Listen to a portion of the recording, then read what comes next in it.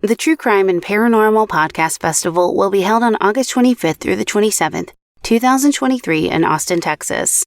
Join other ethical true crime podcasters, victim advocates, and paranormal creators for a weekend full of panels, roundtables, and live shows. Purchase your early bird tickets now at truecrimepodcastfestival.com/tickets. Explicit content is found in this episode, so listener discretion is advised. Welcome back to True Crime Cases. I'm your host, Lainey. You've probably heard of the term the butterfly effect.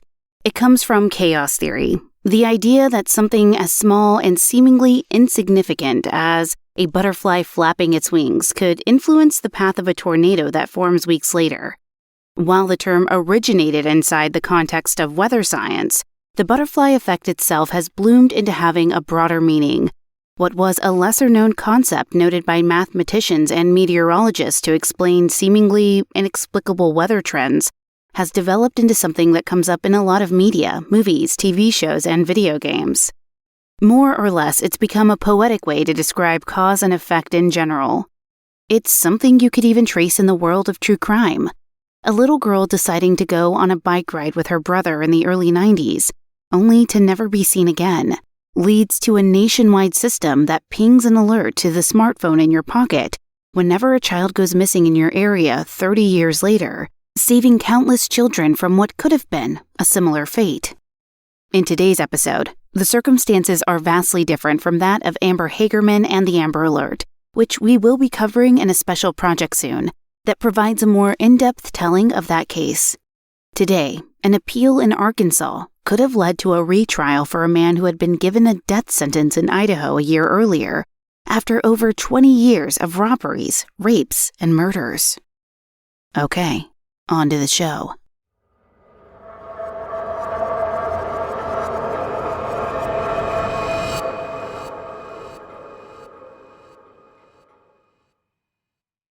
Timothy Stuart Ring, William Elwood Ferguson, and James Harold Greenham all had previous experience in working with law enforcement. Ferguson had been a police officer, while Greenham had been a detention officer, as well as a bounty hunter tracking down bail jumpers on behalf of bond agencies.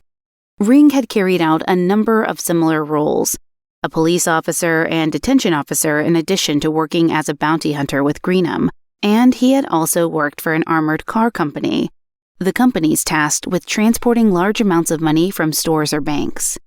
That last role in particular gave Ring the exact kind of information the three men needed to know in order to rob an armored car on November 28, 1994. Little did the other two men know, if their stories are to be believed, that Ring intended to commit more than just robbery. John McGough worked as a driver for an armored car, employed by the bank Wells Fargo to safely transport deposits from clients to the bank. John was 54 years old on the day he and his partner arrived at the Arrowhead Town Center in Glendale, Arizona, pulling up in the parking lot for what should have been a job like any other. John waited inside the vehicle while his partner left the car, heading to collect a deposit. It is perhaps because of the nature of this job, just another stop at a shopping center to collect a large sum of money, one of many they likely would have made that day, that John felt comfortable to crack open the door of the armored car to smoke a cigarette. He couldn't have predicted what happened next, as the open door completely negated the intended safety afforded by the armored car. John became vulnerable to exactly what the bulletproofed vehicle would have protected him from: a gunshot to the head. Although John was still alive when James Greenham entered the van, he succumbed to his injuries not long after. Greenham pushed John's body out of sight and drove away from the scene, later abandoning the van and John McGough's body in a church parking lot. He had been communicating with two other men via two-way radios, William Ferguson, who had been acting as a lookout during the crime, and Timothy Ring, who had been approximately 40 yards away from the armored van when he shot John in the head using a high-powered rifle with a scope. When the three met up after the van had been discarded, it is estimated that they had stolen between $500,000 and $1 million. John's body was discovered later that same day when churchgoers started arriving at the parking lot where he had been left inside that armored vehicle. For months following this murder and robbery, The three men flaunted their wealth and lived the high life. Women working as exotic dancers reportedly received diamond jewelry worth thousands of dollars from Ferguson, Greenham, and Ring when they frequented their performances. Neighbors of Ring and Greenham in particular noticed that they were showing off several new toys, including brand new vehicles from ATVs to motorbikes and boats, as well as pieces of technology, electronics, scuba gear, and expensive weapons. None of that was suspicious in itself, though, and it wasn't until a convicted felon came forward that police investigators managed to identify their main suspects. The felon told investigators that he had previously been involved with Greenham and Ring, and together they had tailed and surveilled armored cars to learn the habits and schedules of their drivers. This was all the police needed to hear. They set up wiretaps and monitored the three men, during which time they even discovered what they suspected to be another plot in northern Arizona, which the men referred to as the Plan Up North. Before long, they had collected sufficient evidence to arrest the three men, and Greenham immediately bowed under pressure and cooperated with the police. Greenham told them all about the robbery, the planning that led up to it, and the eventual murder. He insisted that Ring was the leader of the gang and the one who had pulled the trigger, intentionally murdering John McGough, when it was supposed to be just a wounding shot. He also claimed that Ring had forced Greenham to be a part of the plan by threatening his family, and took police to the lake where they had disposed of evidence, such as John's gun. During a search of Ring's home, police found $270,000 in cash hidden away. When they contacted his former police chief, he wasn't surprised by what they had told him, stating that Ring was a conniving and frequent liar who was fired for choosing to partake in a high-speed chase over responding to a murder scene. The trial itself was relatively smooth sailing. William Ferguson was given the lightest sentence of 16 years in prison and was released back in 2013. James Greenham received 27 years in prison as his punishment. Timothy Ring, however, was sentenced to death for what the judge considered to be murder with the aggravating factors of committing the crime with the sole intent of profiting from it and doing so in an especially heinous way. The appeals process for Ring was where things started to get complicated. His lawyers claimed that having the death sentence imposed by a judge alone violated a defendant's constitutional rights, particularly the Sixth Amendment right to a trial by jury. Only a handful of states mandated that a death sentence was to be ruled by a judge alone, including Arizona, Montana, and Idaho. The jury would determine whether a defendant was guilty or innocent. Then they would be sent away, and the judge alone would decide whether there were sufficient aggravating factors to warrant the death penalty. And in 2002, the U.S. Supreme Court agreed with Ring's defense team. In a 7-2 ruling, the court decided that it must fall upon the jury to make decisions, not the judge. It would be put into effect immediately, overturning dozens of death sentences in the relevant states and mandating resentencing in each of these cases to see whether the juries affirmed the death penalty or commuted their punishment to life in prison. 5 years later, Timothy Ring's retrial took place. Curiously, despite taking his fight to the level of the U.S. Supreme Court, he waived his right to sentencing by jury and actively chose to have a judge alone determine his fate. This time around, he was resentenced to life imprisonment without the possibility of parole. Although Ring may have decided to take his chances without the jury at his retrial, this Supreme Court ruling still affected a great number of inmates spending their final days on death row. The rest of today's episode will focus on one such man, who at the time of John McGough's murder was already on death row in Idaho for a series of rapes and at least one murder. James Godwin was born to parents Hazel Johnson and Sherman Godwin in Pensacola, Florida, on December 9, 1947. Sherman was an alcoholic who spent much of his life in prison, James later going on to say that his biological father was more or less raised in the Kansas penitentiary. James later going on to say that his biological father was more or less raised in a Kansas penitentiary. James also had one older half-brother named Ernest Arnold, though it does not seem that the two spent much time together growing up. This may be in part due to Hazel moving with James to Pocatello, Idaho, when Sherman was once again incarcerated in federal prison in 1949. Hazel married another man shortly after the move, and for a few years, nothing untoward happened to the young James. But when he was only 8 years old, a fire took hold of a building across the street from his school, either a potato warehouse or a potato processing plant, depending on the source. He watched as his mother, who may have worked in the building, rescued 2 other workers before dying in the flames. Seeking comfort, the young boy put his arms around a woman standing nearby.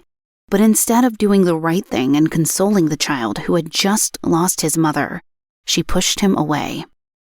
Later, James would understandably describe this event as destroying him, completely changing the trajectory of his young life, and he would say that the actions of the woman who pushed him away had led him to hate all women. After the loss of his mother, he was sent to live with his aunt and uncle in Idaho Falls. Mildred and Jean Wood adopted James, changing his name to James Edward Wood. However, James's childhood only got worse from that point, as he claimed to suffer constant physical and mental abuse from his adopted parents. The Woods claim James was out of control at around 14, after he began to set fire to dumpsters for fun, as well as stealing at least one car. Because of this, they repeatedly sent him to a juvenile detention facility called the Idaho Youth Training Center, which he attempted to escape multiple times. When James was still only 14, Mildred and Jean washed their hands of their nephew and surrendered him to the care of the state. James was finally able to leave the school in 1963 at the age of 17, when his father Sherman invited his estranged son to come live with him in Shreveport, Louisiana. Sherman had moved to the area after being released from prison and sent James a bus ticket so that the pair could be reunited. In Shreveport, James began to work selling and installing chain fences as a part of his father's business. At this point, I'll note that James Wood was such a prolific criminal and violent sexual predator that it is often difficult to make a coherent timeline of the events in his life.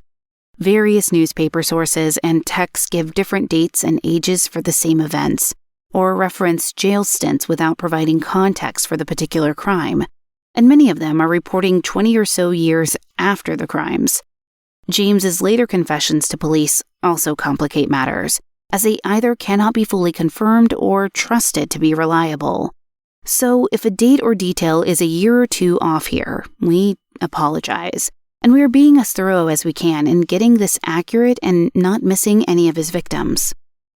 The adult James, as can be seen in his police mugshot, looked just like any average person. He was white with dark hair, a rounded rectangular face, and a high hairline. His hair was slicked back and appeared greasy, curling at the ends just below his ears. He had a thin mustache and thin eyebrows, eyes that were slightly close together with dark circles under them, and a broad nose that came to a large rounded tip. Nobody who passed him on the street could ever have guessed such an inoffensive appearance hid such depths of depravity. James later told police that he committed his first rape and attempted murder in 1965 at age 18. Apparently, he had been experiencing violent sexual fantasies from a very young age, and he started to indulge them in his adulthood. He claimed that he turned himself into police and begged for psychiatric help following this assault, but authorities would never be able to confirm any of these claims, as there was no record of any of them. Other sources report that he didn't start committing these assaults until his early 20s. At this point, James had moved to Missouri to enter a flight school, and Missouri was also where he met and married his first wife, Angie Bell, in 1966. They had a child together, but this relationship would not last, as Angie filed for divorce within the year. And James's career also faltered, as he quit flying school around the same time, at which point James began a self-confessed rampage, raping women in Missouri and Illinois. Following his separation from Angie in 1967, James went to stay with his brother Ernest in Bossier City, Louisiana. But even this was short-lived. James broke into an apartment belonging to 2 young women and assaulted them, stabbing them both and attempting to sexually assault one of the 2. He was quickly apprehended and sent to Bossier Parish Jail, awaiting trial on charges of aggravated battery. While he was there, he stole a blanket from a fellow inmate, Wally Smith, in the middle of a cold night. Smith, who was physically disabled, suffered for James's greed and instantly delivered payback. When James entered the cell the next day, Smith threw a cup of burning lighter fluid onto him, which left him with severe burns. James was eventually convicted for aggravated battery, but he spent less than 4 years in prison before being released for good behavior on August 18, 1971. He and Angie Bell remarried and had another child in 1974, but Angie filed for divorce again only months later. This time, it was permanent. After his release, James was employed as a truck driver, but this time on the road was used as yet another opportunity for James to prey on innocent people. From 1976 through 77, James and his brother were allegedly committing 3 or 4 armed robberies a week throughout Louisiana, Texas, and Arkansas, according to Bannock County prosecutor Mark Heidman. It is not clear whether they were ever arrested on these counts, or if this was another confession James made long after the fact. At the very end of 1976, James committed what is believed to be his first murder. Shirley Coleman was a 33-year-old mother of 4 who worked at the Western Electric phone assembly plant in Shreveport. Shirley was running some last-minute errands and doing Christmas shopping on Christmas Eve, 1976, when she was last seen at a shopping center located at Greenwood and Jewella. James abducted Shirley from the parking lot, forcing her into her own 1971 golden beige Oldsmobile and driving her out to a secluded wooded spot near the General Electric plant. He raped Shirley in the backseat of her car before telling her he would let her go, and that if she came out of the woods with him, he would let her walk away down the road. Trusting his promise, she exited the vehicle and led the way into the woods. He then shot her in the back of her head and disposed of her body in the woods. It is possible that Shirley was pregnant at the time of her death, but as we could only find this information in one source, we unfortunately cannot confirm this for certain and don't want to state it as fact.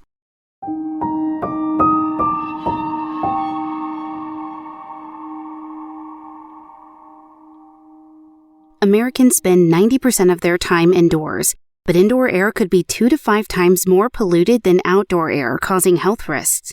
Almost half the population lives in areas with unhealthy air pollution levels. Airborne allergens like pollen, pet dander, and mold are common triggers for allergies and asthma. Introducing Air Doctor, an air purifier that has been featured by CNN, Money, ABC, and more. With its Ultra HEPA filter, Air Doctor removes 99.99% of bacteria and viruses, including particles as small as 0.003 microns.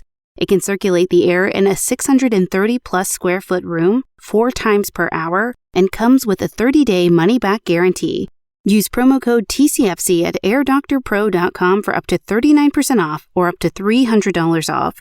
I've had my Air Doctor for about a week now, and I have noticed a tremendous difference. I have 3 dogs, 1 cat, so that means lots of hair and pet dander all over the place circulating through the air, and it always triggered my allergies.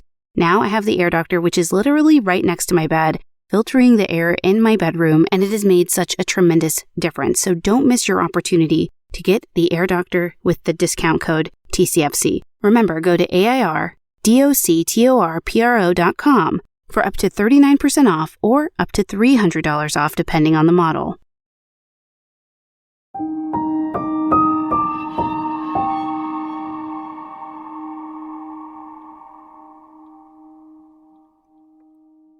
Though her car was found abandoned in a parking lot of a supermarket the next day, Shirley Coleman's remains were not found until January 7, 1981. A hunter found her bones covered by a layer of leaves and dirt, her skull containing a bullet hole, and in the same area were a leather coat, a shoe, and a bra. Although there was no physical evidence tying James to this scene, his confession to the assault and murder was so detailed that the Caddo Parish Sheriff's deputies he confessed to were compelled to believe he was being truthful. When Roy Coleman, Shirley's son, read the details of James's confession in the news 17 years after his mother's disappearance, he also believed that James was the one to murder his mother. Though he considered it a relief to finally know what happened, the family would never recover what they lost. In 1977, James robbed a pizza restaurant in Baton Rouge. He was arrested for this robbery and released on bond, and went straight back to working as a truck driver for an oil company in Bossier City. During this time, he may have married again, this time to a woman from Shreveport. 2 other missing women are considered to be potential victims of James around this time. Both women, Arilla Vall and LaDosia Ann Doty Gay, were abducted from the Eastgate Shopping Center in Shreveport around 1978. Arilla, who was last seen dropping her husband off at work, has never been found, while Doty's body was found the next year in the southeast of Mansfield, near a highway bridge. Doty had been going to pick up her engagement ring, and her car was found still in the parking lot where she had last been seen. No concrete evidence has ever been found that would tie James Wood to these cases, and he never mentioned either woman to the police. But the circumstances of their disappearances were close enough to Shirley Coleman's that he cannot be ruled out as a perpetrator. By 1979, he was headed to prison again. A woman in Lincoln Parish was having car trouble and had called for assistance on her CB radio when James spotted her. He raped her, but this time police managed to catch him, and he was convicted. For this rape and the Baton Rouge robbery, for which he was still on bond, he received 2 concurrent 10.5-year terms in prison.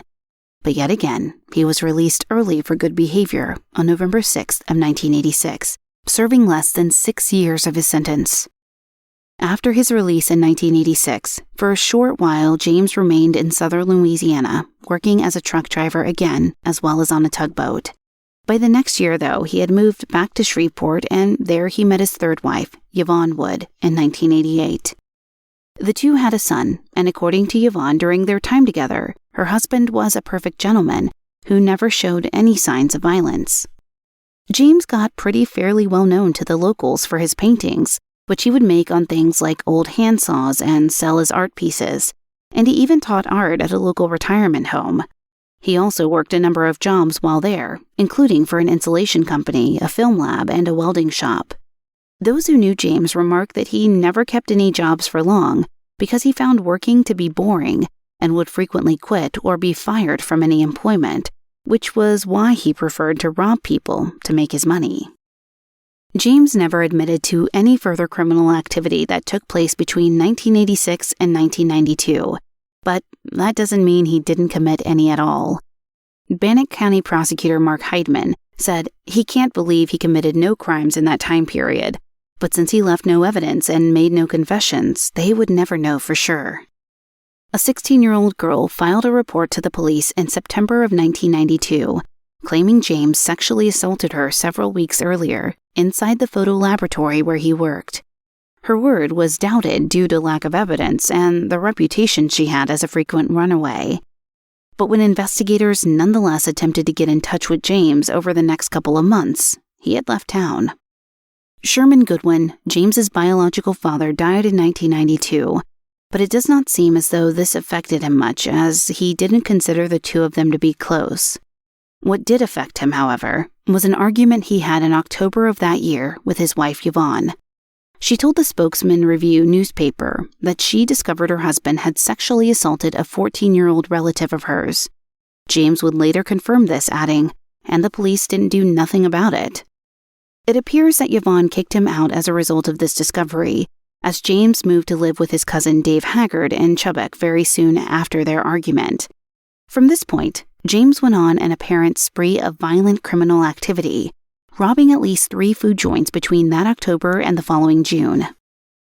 A young woman was nearly his second confirmed murder, the same month he had the argument with Yvonne. Jamie Massengill was 18 years old when James abducted her from a St. Louis suburb, took her to a wooded area, assaulted, and shot her in the head. Miraculously, Jamie survived this horrifying ordeal, and later went on to say that after she was attacked, she was driven to keep going, just to see James Wood punished for what he did to her. Quote, "I didn't care if I died, I just wanted him caught." His next attack followed soon after. Beth Edwards, only 15 years old, was abducted from the parking lot of a Pizza Hut. She was in the family car with her 2-year-old baby sister in the back seat when James forced himself into the vehicle and drove them to the outskirts of town. He sexually assaulted the teenager before forcing her out into the snow, making her kneel down and putting a gun to her head. When the gun jammed and failed to fire, he would later claim that he decided to take it as an act of God and let the girl live. Pocatello Police Detective Scott Shaw believed differently, however. According to Shaw, James told him that he only let Beth live because it would take too long to find 2 gun shells in the snow if he manually ejected the jammed shell and shot her. Beth later testified that she had feared for her life after the abduction and spoke of James's erratic behavior, saying, "Half the time he acted friendly, then the rest of the time it was like he wanted to kill me." James Wood's final victim may have well been his youngest. Jera Lee Underwood was only 11 years old when she started her first job, where she delivered Idaho State Journal newspapers alongside her brother. Jera Lee's parents described her as outgoing, kind, loving, and smart. She did well in school and was a regular attendee of her family's church, the Church of Jesus Christ of Latter-day Saints. Jera Lee left the Underwood family home in the afternoon of June 29, 1993, going out to collect payment from the customers on her newspaper route. She was gone for some time when a neighbor who was familiar with the Underwoods through church drove over to the family home to tell Jeff and Joyce that she had seen their daughter getting into a stranger's car. The Underwoods immediately reported that their daughter had been abducted to the police, and Jeff went out to search for Jera Lee while Joyce waited at home, just in case the little girl managed to make it home on her own. Police set up traffic checkpoints and national media began reporting on Jera Lee's disappearance, hoping to bring her home safely. But she would never make it home. James Wood was eating dinner with his cousin who lived on Jera Lee's paper route when she visited the house that late afternoon. His cousin handed her a check, and James waited for a few minutes before declaring he was going to buy alcohol and left the house. He immediately approached Jera Lee and told her that the check was no good, but if she gave it back to him, he would give her the amount in cash. When Jera Lee looked into her bag, James grabbed her and pushed her into his car. He drove a long, overcomplicated route that managed to avoid police checkpoints searching for the girl, eventually arriving in Idaho Falls. Jera Lee chatted to James, staying brave, asking why he had abducted her, and telling him about her religion and a clogging class she was a part of. James let her out to use the restroom alongside the Snake River, but followed the girl and shot her in the head before she could make it far. He hid her body beneath the bushes by the river and drove away. The horror was not over, though, as James would return later in the week to violate her body and dismember it before pushing her remains into the river. Jeff and Joyce did not have to wait long for answers, even if they were the answers they never wanted to hear. A week after Jera Lee went missing, James Edward Wood was taken into custody and charged with her kidnapping. He confessed to her murder in detail, as discussed, as well as several other rapes, assaults, murders, and attempted murders, as we mentioned earlier. Jera Lee's parents were not allowed to see their daughter's body before she was buried due to the condition of her remains. They attended professional counseling sessions, including one where they made a scarecrow replica of James Wood and were encouraged to take their anger out on it. They shared that they also found peace in knowing that Jera Lee was safe with their Heavenly Father, as per their faith. With his open confessions, it took no time at all for James Edward Wood, now 46, to be charged with first-degree murder and sentenced to death by lethal injection. He pleaded guilty to all charges regarding the abduction and murder of Jera Lee Underwood, reportedly saying, "The wages of sin are death." During the sentencing hearing, survivor Jamie Massengill was able to see justice for what had happened to her, sobbing for most of her 45-minute-long testimony. Presiding Judge Lynn Windmill described him as a cold-blooded, pitiless slayer as she delivered the final sentence. Though he was only ever charged for one murder and a handful of sexual assaults and armed robberies before that, it is strongly believed that James may have been responsible for significantly more crimes than he ever confessed to. Police believe that up to 85 rapes and dozens of murders can be attributed to James, though he was never definitively connected to them, in addition to around 200 robberies. Following the murder of Jera Lee Underwood, the community was drastically changed. In the reviews of a book co-written by Pocatello Police Detective Scott Shaw, Eye of the Beast, The True Story of Serial Killer James Wood, there are numerous comments that attest to this. Locals who were children during this period of time reported being put on lockdown by their parents and haunted by dreams of James Wood because of what he did to Jerry Lee. It is difficult to imagine the feelings of fear and uncertainty that must have been prevalent in the years before James was brought to justice, in the communities where other young women were raped and murdered, and their cases remained unsolved. At first, James asked that his appeals be dropped in order to expedite his execution. He later changed his mind, however, and burned through several appeals, all denied between 1995 and 2002. However, you'll notice it was a judge that sentenced James Wood to death, not a jury. As such, due to the U.S. Supreme Court's decision in the case of Ring v. Arizona, in 2002, James Wood's death sentence was overturned, awaiting resentencing by jury. Jeff and Joyce Underwood were deeply alarmed by this news, so much so that Jeff admitted to saying a prayer to Heavenly Father, asking if he would please just take Wood's life so that it would be over and done with. James Wood was in fact still awaiting this resentencing trial when he complained of breathing difficulties on the morning of January 30th, 2004. An ambulance was called to take him from the Idaho Maximum Security Institution, but was pronounced dead at the scene when it arrived at 9:32 a.m. He died of natural causes stemming from medical issues involving his heart and lungs. He was 56 years old at the time of his death, 2 weeks after Jeff had made his prayer. The cases we've covered today had many butterfly wings: a quick smoke break, a warehouse fire, a paper route that led to a number of awful tornadoes, murder, robbery, abductions, and sexual assault. Whether Jeff's prayer was just the flutter the universe needed to ease the suffering of James Edward Wood's victims and their families once and for all, we will never know. Okay, listeners, thank you for joining me this episode as we file away another true crime case. Thank you for listening. If you like our podcast, please review us on Apple Podcast or your podcast player of choice. It really does help. You can follow us on social media. We're active on Twitter, for now, at truecrime_cases, Facebook at True Crime Cases W. Laney, and Instagram at True Crime Cases with Laney. Our website is truecrimecasespodcast.com, and we'd love to hear your episode suggestions. Send us an email, tcfcpod@gmail.com. This episode was researched, written, and edited by Jesse Hawk, with content editing by me, Laney. Audio engineering provided by the best in the business, Neeks at We Talk of Dreams. Check him out on Twitter at We Talk of Dreams or WeTalkOfDreams.com.